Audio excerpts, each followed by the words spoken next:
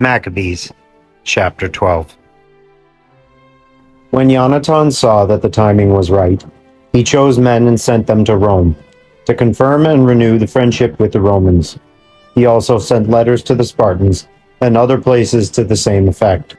After reaching Rome, the men entered the Senate chamber and said, "The Kohen Gadol, Yonatan, and the Yehudi people have sent us to renew the friendship and alliance of earlier times with them." The Romans gave them letters addressed to authorities in various places, with the request to provide them with safe conduct to the land of Yehudah.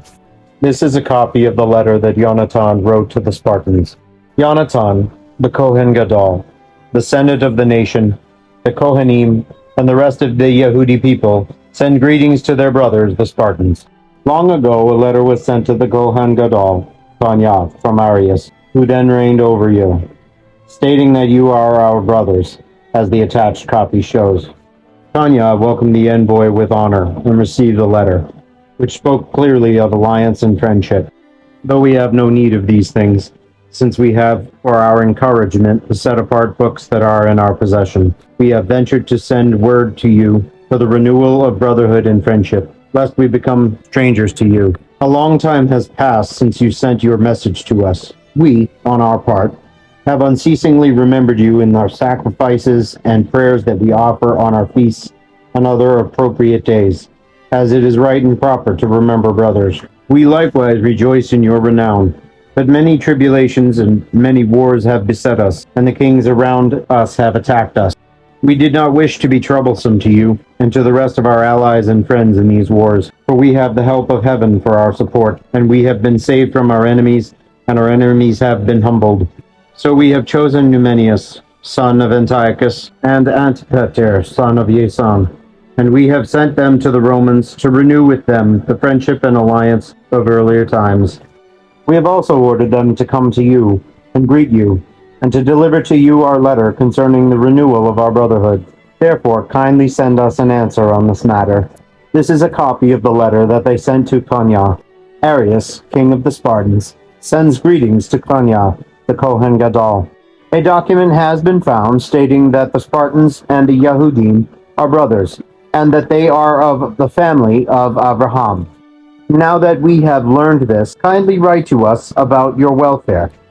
We, for our part, declare to you that your animals and possessions are ours, and ours are yours. We have therefore given orders that you should be told of this.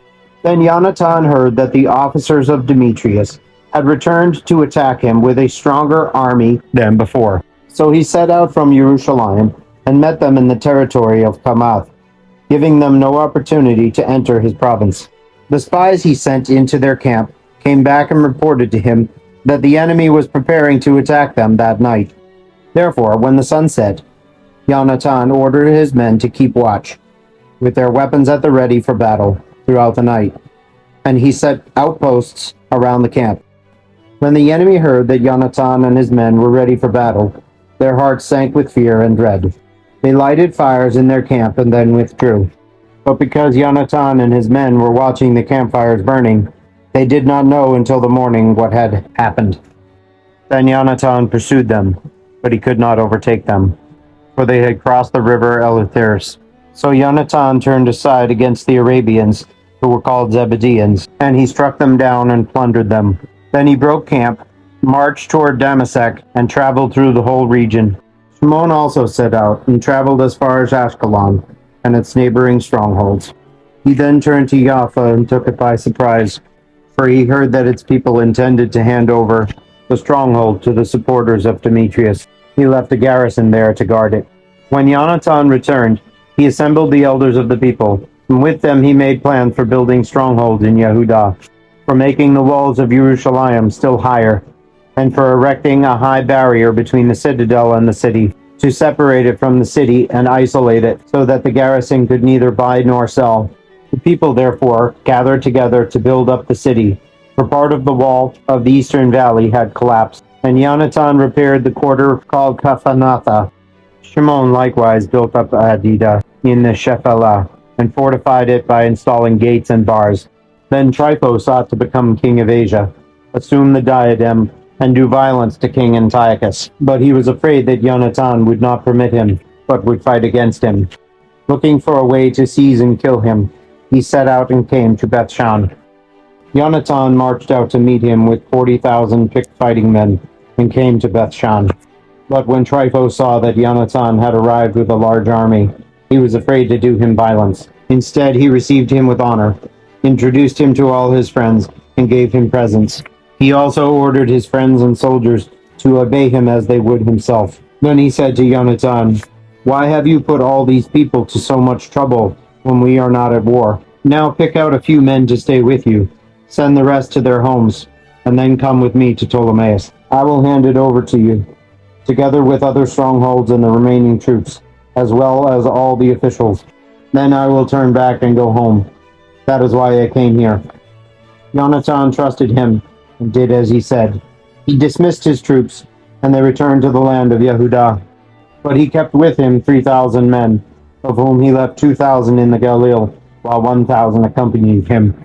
Then as soon as Yonatan entered Ptolemais, the people of Ptolemais closed the gates and seized him. All who had entered with him they killed with the sword.